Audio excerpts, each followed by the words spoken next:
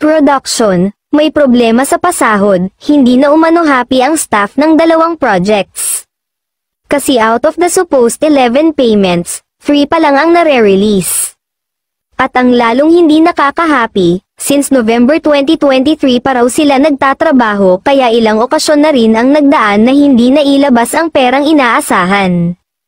Umaangal na ang mga tao, ayon sa isang source kasi syempre, may mga gastusin at bayarin, pero wala ang sahod.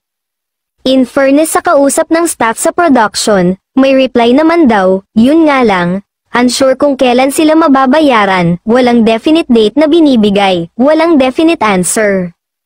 Kaya restless na ang staff, at ang iba ay nag-iisip ng magsumbong sa pwede nilang pagsumbungan. Hindi naman daw ganito dati, pero simula noong nagkaroon ng isang major change, dun daw nagsimulang maramdaman ng staff ang problema sa sahod. Hindi lang pala staff ang hindi pa nakakatanggap ng pasahod, pati stars din daw ng projects. Hindi lang alam ng source kung lahat ng stars, pero sure siya na hindi lang mga staff.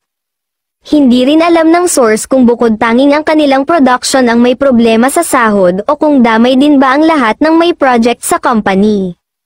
Kaya hindi kagulat-gulat kung magkakaroon ng downsize, meaning, posibleng may mga project siguro na mahihinto o may projects na mapupurnada, o may mga projects na matatanggalan ng tao, pero, in the meantime, ang wish ng source ay mabayaran na ang mga staff na nagtrabaho, samantala, magkakaroon daw ng emergency meeting sa susunod na Sabado dahil sa negative earnings nila.